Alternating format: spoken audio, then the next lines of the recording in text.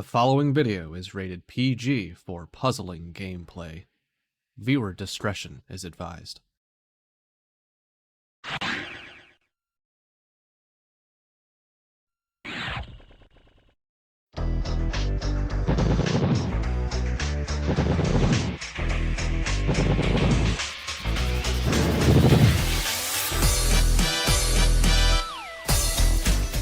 It is the dawn of a new age at the League of Puzzle Speedrunners. This is the first of our monthly Tetris Attack tournaments that will feed into next year's major tournament. 9 players will start us on this journey. This is the Lakitu Open.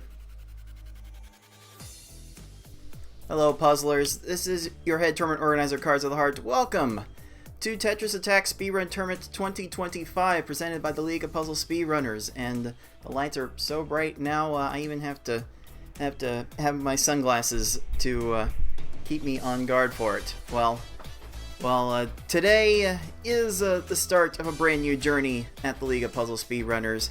We have 9 players set to take part in the very first ever LPS monthly open speedrun tournament.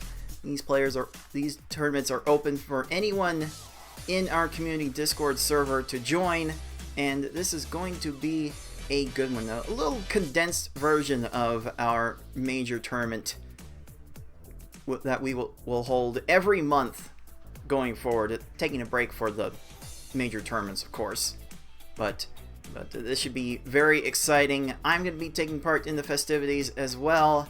There are going to be 4-way matches all over the place. This is going to be a lot of fun. We're going to snap through things very quickly here. Let's see how these players handle this condensed pressure.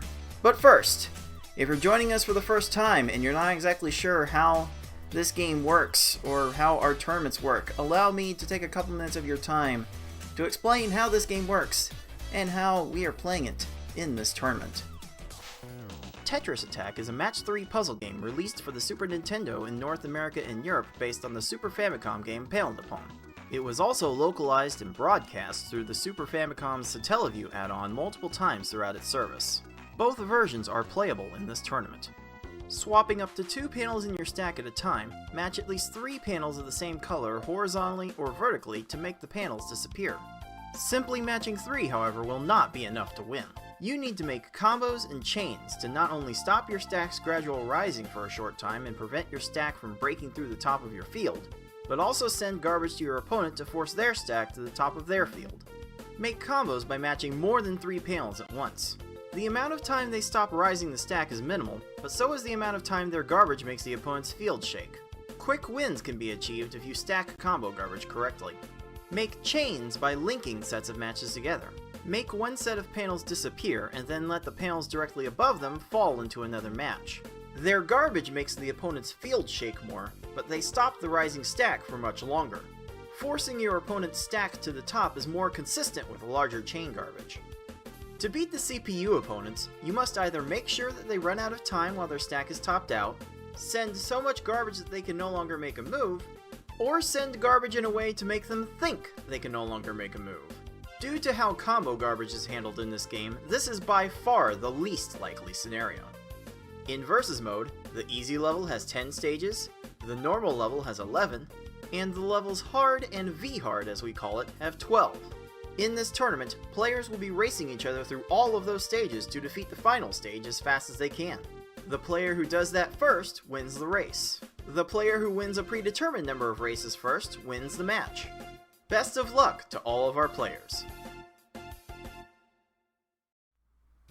Yes, our monthly Tetris Attack tournaments are themed after the in-game stages that you play, in the order that you play them in the game. This is the first of our 8 monthly tournaments that we will have for the major tournament happening next March. This is a single elimination monthly tournament, and again, the format will be a bit more condensed compared to what you might be used to with our regular grand major tournament events. We have 9 players playing in this tournament today, so the first 2 rounds of the format are going to be the same. We're doing our usual popcorn level picking. If you're not familiar with popcorn reading, if you were not subjected to that practice in school, then we'll explain how the level picking works in these matches. The players have agreed to the first of the above game levels to play first. Easy, normal, and hard are the choices for these tournaments. The players have picked one of those levels to start the match, and they will race each other in that level to get to the end of it as fast as possible. The loser of the first race will pick one of the other levels to be played for the next race, and we will repeat until all of the levels have been played or we have a winner. And we will have a winner of the match for the person who wins 2 races out of a best of 3. The other rounds after the first round in the quarterfinals will be V-Hard only best of 3, and then the finals be V-Hard only best of 5. Again, though, we're used to starting with best of 5 matches. Now we're doing best of 3, so we should be rattling through these matches relatively quickly. Everyone that is playing today will primarily get the reward of scoring tournament points. Feel free to call them TP at your pleasure. And those points will be used to help seed the upcoming major tournaments. And the major tournaments are no longer going to be open. Well, the next Pokemon Puzzle League tournament will be open, but all the other tournaments going forward will require participation in at least one of these monthly tournaments to get into the seeding. And for the winner of this tournament is what I would consider to be a very precious prize for people who don't play in the tournaments very often. It is an automatic top 8 seeding in the major tournament. Our top players will definitely be wanting to do the best they can. Now, as for the points, the point system is a little bit complicated. I will admit that. It is based in part on the number of total participants, and each win will grant a certain number of points towards the major. We actually had 10 players qualify for this tournament, but one of them had to drop before the matches could start. So just look at the 9 to 16 column in this table. So the winner of this tournament will win 13 points towards their tournament seeding, 7 points for the runner-up, 3 points for finishing the top 4, and 1 point for finishing in the top 8, in which we will have one match today to determine who will be in that top 8. So someone will actually go out of this tournament completely empty-handed in scoring.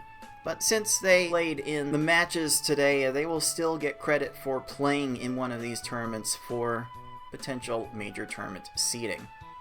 So it's 13 points to the winner. That's quite a big chunk for the first go of these tournaments, so our players will be playing as hard as they can to get to the mountaintop. Our players are ultimately playing for a piece of our crowd-funded prize pool, which will go to the top 4 finishers of our major tournament, at least until some stretch goals in the prize pool are reached. If you are watching live on the Puzzle Speedrun Twitch channel, you can throw us some bits, some subscriptions to the Puzzle Speedrun channel. You can even throw some tips, and if you type !pool in the live Twitch chat, you can get a direct link to go to our tip page where you can add to the prize pool for the 2025 major tournament. Right now, the 2025 pool does not have anything in it out of our $500 initial stretch goal. I still have to figure out the exact payouts from the last major tournament. And I will tell you right now, I am paying my second place winnings forward into this pool, so I expect this pool will start next time with at least $40 in it, just to give some idea of what is going to be in the pool. But if the stretch goals are reached, then we will be able to pay out more placements from the major tournament. So if you want to support our players, then feel free to throw us whatever change you can spare. Now, qualifying for this tournament was done in the same manner that was done for the last major tournament. It's going to be the norm for these monthly tournaments going forward. Each player was given 1 hour to complete a single attempt at each of the game levels that we will be playing today. That is easy, normal, hard, and V-hard. The runs were graded on a curve, and the player with the fastest time in a level got the maximum points for that level. And these scores are out of a possible 100 points. For this first event, it was FFR Pro that got the best easy and V-hard times by a decent margin. Good enough to lock up the #1 seed in this inaugural Lakitu Open. The Beefin 314 came in with the fastest hard time of the tournament and managed to take second place. I ended up with the fastest normal time of the tournament, but my easy mode was really lacking, and I guess hard for that matter was also not good, so I could only manage third place in this initial seeding. BB Forky came in with some impressive runs and got 4th place, followed up by 6, GamerX459, Kynayo, Skell, Razorflame, who unfortunately had to drop. Wish them well, and hopefully they will join us again for the next tournament next month. And then Yukisaka, who tried one run at V-hard, reset, inadvertently went to New Game instead of Continue and lost all their progress, so they got the bottom seed in this tournament, but that is certainly no clear indication of how close this tournament is going to be. So let's take a look at our bracket. And as you can see from our 10 players that signed up, Razorflame unfortunately had to drop, so a 1-0 DQ win has been given to Skell, and they will be playing FFR Pro 21 in the quarterfinals. We've also got a 4-5 BB Forky versus 6 matchup that we have not seen in a long time. I will be running it back against GamerX459.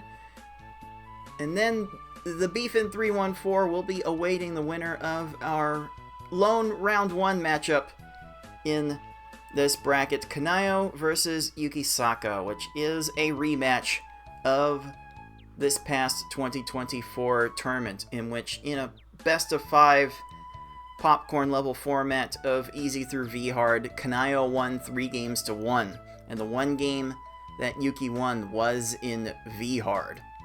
But the matches were played very close, as the normal race between them was separated by 5 seconds. And like the qualifying times, as we can see, Yuki had a faster easy time, but Kynayo had a faster normal time. But Yuki had a faster hard time. So I expect that this first round match will be very, very close. Without any further delay, let's go ahead and jump into our first round match of the inaugural Lakitu Open. 7 seed Kynayo, 10 seed Yukisaka. And that is coming your way right now!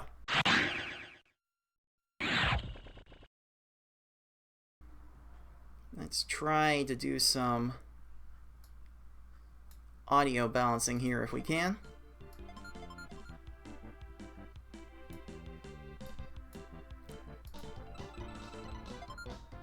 And amongst the 3 levels that we are playing in this format, easy, normal, and hard, the players have decided on easy mode first, though I kind of had to strong arm Yuki into agreeing to this level, because Yuki's not an easy mode fan.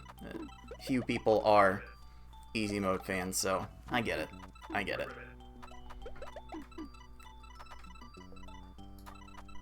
So now, after 10,000 years, we can let these players know that they are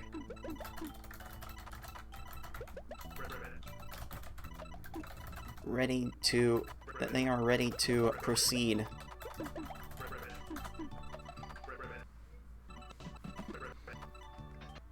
As you may have seen in the tutorial, easy mode has 10 stages, and these stages will be slow. They will be incredibly slow, so the race to 7 lines for both of these players will be be paramount. And we will see in just a few seconds how these two will handle this level. In their TA 2024 match, I believe Kynayo got the win in this level by a good margin, like 30 to 40 seconds. But again, these two have been like trading times all over the place, so who knows what we are going to see in this game 1 that is now underway. Oh, 6 lines was sent by Yuki. Kynayo makes a little bit of a more hearty chain and will be getting the win in 18 seconds. 15 to 20 seconds is what we're going to be seeing from most of our players in these easy mode stages today. So 20 seconds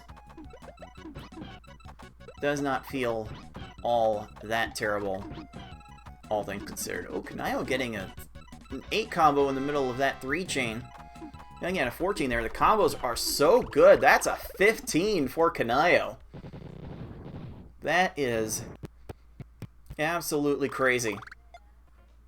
You love to see that. And unfortunately for Yuki, the way these foes tend to play out, they're so slow, they're probably going to be addressing the top of their stack by the time you can send an attack to them. So, of course, Yuki ran into a garbage clear and lost a little bit of ground there.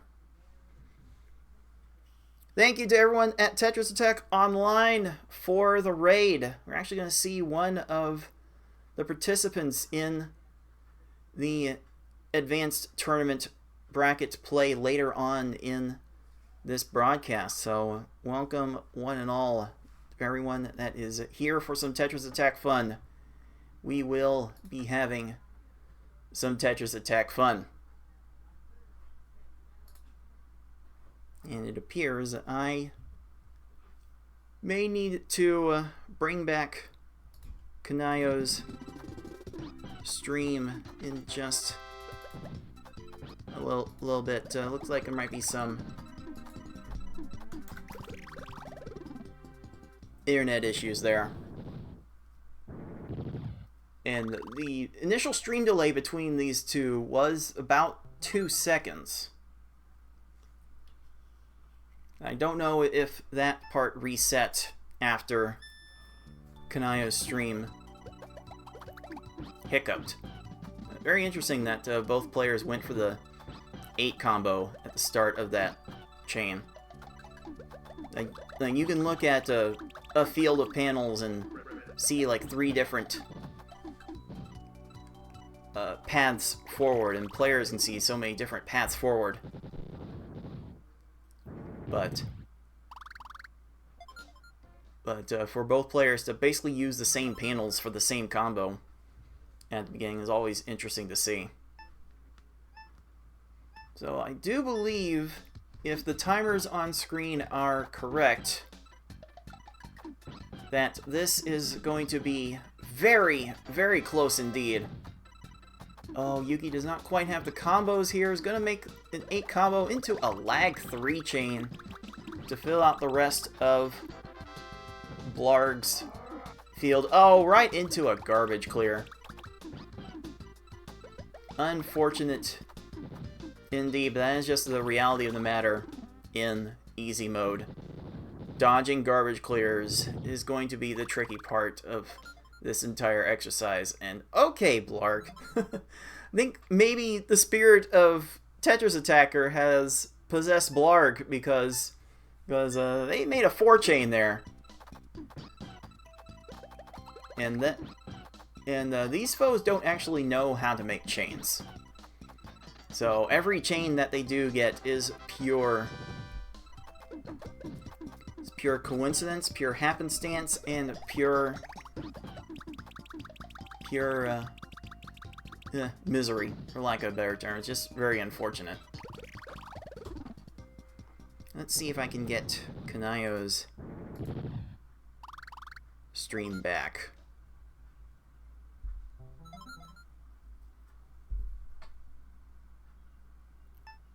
Looks like a Kynayo stream is down once again, but it is Yuki poised to get into the Cave of Wickedness in this easy run in under 5:30. Which would definitely be a decent time for these two players to get to. These players tend to hover around a high 6, low 7-minute average for their easy races. That's a 5:24 cave entry for Yuki with 2 stages to go. Kynayo is having a time with Raphael and will be falling a little bit behind. Coming back in an easy race is very tricky due to the limited number of stages and limited amounts of opportunities for screwing up for people who are able to make the chains. So far, Yuki is making the chains. Maybe the combos are a little bit light, but he has a chance to finish this first race in about 6:30. Let's see what Yuki can do here.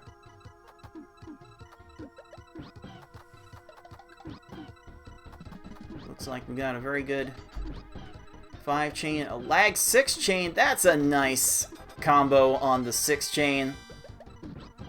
Oh, and it's still one more line. 7 lines were sent, needed 8. How unfortunate. But that will do it for Yuki's easy run. Officially a 6:42. And that will be enough to give our 10 seed star number 1.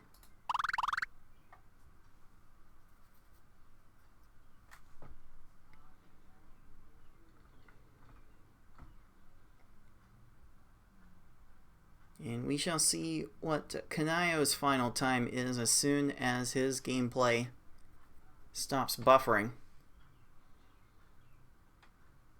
There it is. That will officially clock in at a 7:02. So, very close again between these two players of similar skill.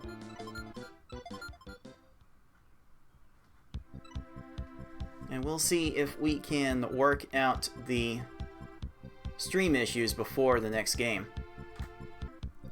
The choice for the next level is Kynayo's, and Kynayo has chosen the hardest level available in this round, hard mode. Now we're going to see all 12 stages. Now we're going to see a little bit of randomness, but if the last major tournament was any indication, this seems to have a little bit more of a skill ceiling than perhaps the randomness of the game might suggest.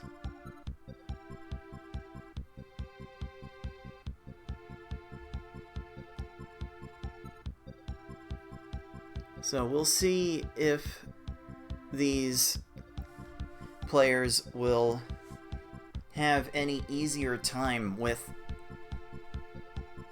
their play in this race. Yuki was definitely laying on the chains at the right time. Kynayo seemed to have dropped from a few chains early on from what we were able to see. So I wonder if the harder level will give Kynayo the opportunity, the focus to work on making the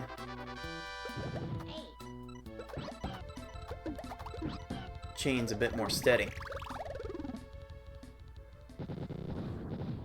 Once again, we will probably see 15 to 20 second stages from most of these opponents. With hard mode, these opponents are quicker to match stuff, and when they are raising the stack at the start of their stages, they are vulnerable to being beaten in slightly fewer lines on average.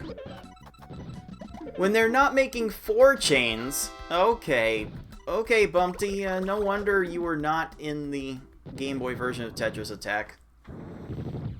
Okay, yeah, Yuki's opponents are actually trying to chain and trying to waste a lot of time. And that is going to give Kynayo a sizable lead out of the first 2 stages, though it'd be kind of hard to tell with the stream delay as extreme as it is here. Alright, Yuki bounces back with a 16, and Kynayo's Poochie gets a garbage clear. But that will only lose a handful of seconds. 18 is still fine there.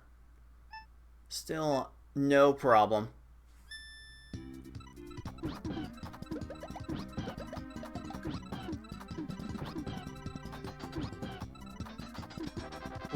Whereas the last race had a speed level of 2. As excruciating slow as that is, hard mode has a speed level of 6. And it does take quite the effort to adjust to a level 6 speed if you are only used to playing the lower levels. At least that was my experience when I first started speedrunning this game more than 10 years ago. I do wonder if that's still the case.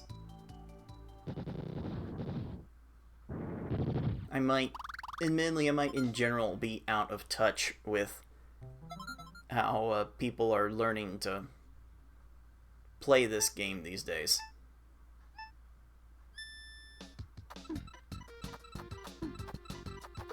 Oh, Froggy? Okay, no, I swear these foes do not know how to set up chains. Hard mode doesn't actually know how to set up chains until Kamek, stage 11. So these foes chaining like nobody's business is simply out of the ordinary, and both players are having a little bit of a hard time with it. Kynayo still has not been able to follow up with the right chain to beat Froggy. Minute 9. Oh, that is not pleasing to look at. Kynayo is not pleased with it. But unlike easy mode, there is enough time for something resembling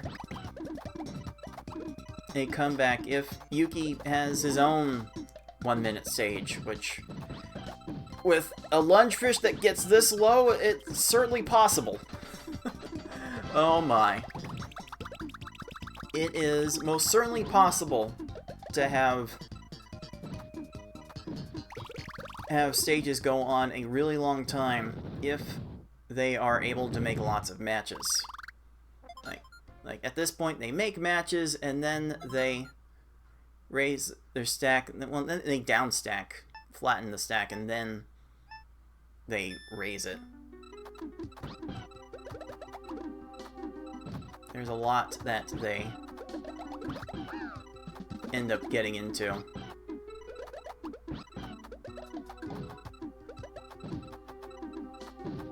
And it feels like Lungefish and Raphael the Raven are the worst offenders in this regard, because their speed allows them to make matches so quickly, and just like that, as Kynayo is showing with Fish, as Yuki showed with Raven, going down to line 3.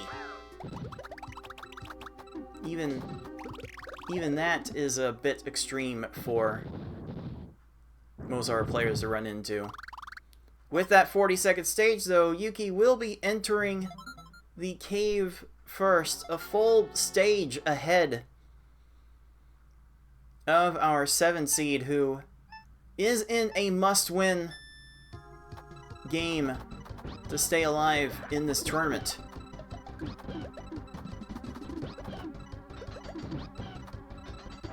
Kynayo would have to win this race and then win one more race on the normal level in order to take the set.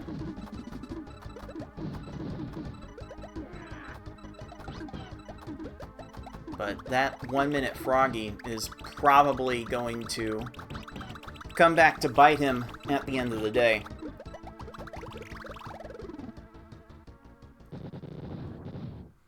Yuki is done with Hookbill at 33 seconds. 30-something second stages might be enough here. But these opponents get so aggressive that also you may not have to send as much to beat them. You might be able to get away with smaller chains, and if smaller chains are good enough, then that could be the break that Kynayo needs. It does seem like Yuki has upped his chain game in recent stages. Good enough for 20 on that Piranha Plant. Kynayo has seemed to rely on more and more combos to get through these stages quickly. Oh, nice adjustment to get to that lag chain. The combo's a little light. Kynayo will go for 7 chain and gets a 13. A much needed catch up here with 2 stages to go. Oh, one more line from Yuki would have gotten like a 16-second stage. So now more time will be wasted by Kamek as he gets to a garbage clear, and that is going to be a 31. That is not good. Alright, Kynayo's got some combos, has a 4 chain here. That's a 12! Uh-oh. Uh-oh. Looks like Kynayo has about a 7-second lead heading into the final stage. Will we see a Game 3 in our inaugural Lakitu Open match? That's a 5 chain from Yuki onto Bowser, and Bowser gets down to row 3! Oh, that is terrible for Yuki. And Bowser's gonna get a chain off of this garbage, which these opponents never learn how to adjust for. Oh no. Yuki is done at about 9 minutes, and Kynayo clutches it out with an 850. So, officially an 850 for Kynayo and a 903 for Yuki. And Puzzlers, we are heading to a Game 3.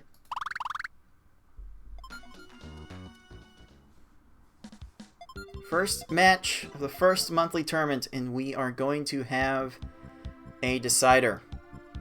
And it is going to happen on normal. So let's get ready for that match. This is going to be a good one, folks. Alright, it is time for the decider. On normal mode, whoever wins this race will take home the match and advance to the quarterfinals. Let's see how these players will navigate this 11-stage affair. Yuki starting with layering 6 combos onto this 5 chain. That is probably some semblance of appropriate for this stage. This level has an odd number of stages that will go down to 6 lines. Though you'll probably still want to send 7 for most of these opponents. It's not like they ever learn how to chain at all. They're still, as you can see, incredibly slow. This is playing on speed level 4, by the way.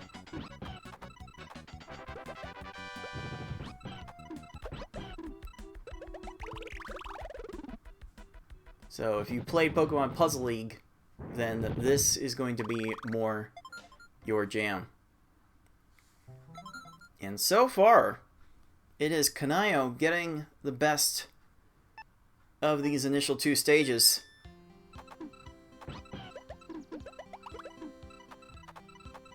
It does seem like Kynayo's chains have been more on point in this race, at least compared to Game 1. Oh, Yuki gets a garbage clear. And Kynayo gets a garbage clear. Dodging the garbage clears is practically impossible at this speed. Because with these foes scanning top to bottom, left to right, looking for matches, it is often the case where you make your attack and the timing of it comes where you send it, where these opponents are still at the top of their stack looking for a match. They're probably going to get to a garbage clear when you, at the exact timing when you send your attack, as Kynayo is seeing on this flying wiggler that Yuki was able to dodge and has taken the lead here. It may be 11 stages, but it is still fairly early on in this race.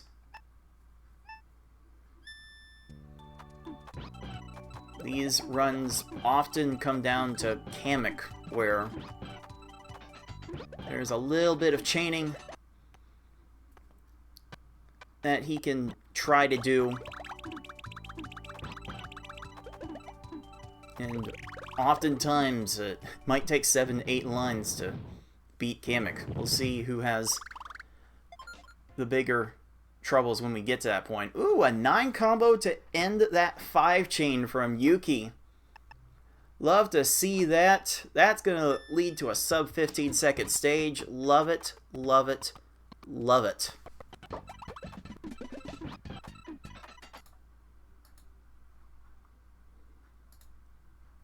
These two, again, are playing for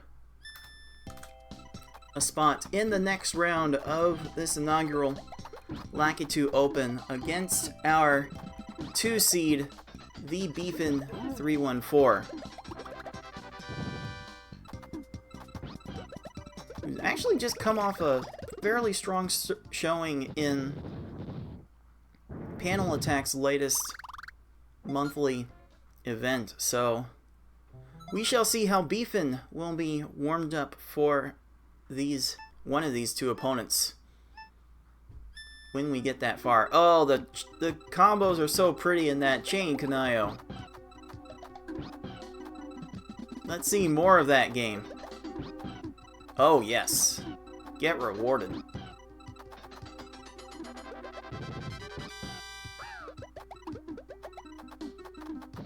The combo is going to give Raphael a little extra time to waste Yuki's time, but Yuki will still be entering the Cave of Wickedness in under 5 minutes.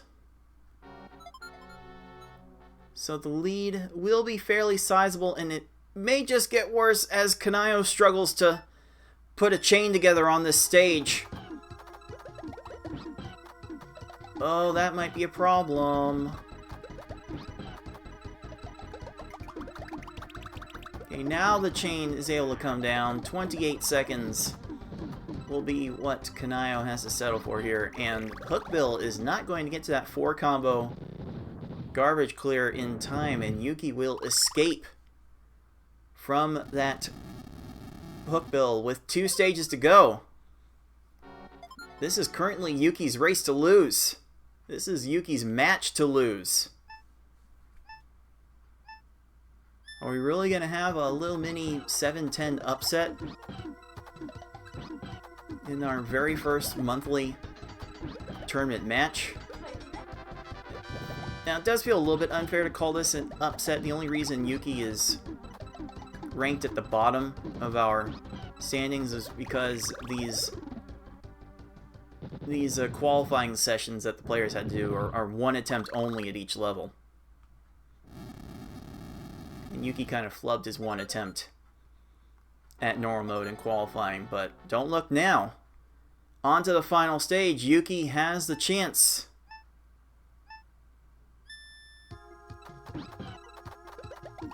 to do the unthinkable.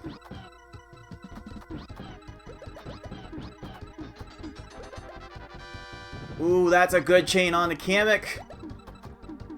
And that's going to be a 14 to finish off the match. Yukisaka, 649. Very impressive normal run, especially compared to that easy run, which was not all that bad in its own right. Well done for Yukisaka. And it seems like at the end of the day, Kynayo's chains could not come together often enough to get the job done. So, I might want to adjust the timer for this run at the end after the tournament, but Kynayo officially clocks in with a 7:30. Might have to manually retime that later, actually. But there we go, with the 2-1 victory that was earned in that match. Let's give our 10 seed the 2nd star and the win.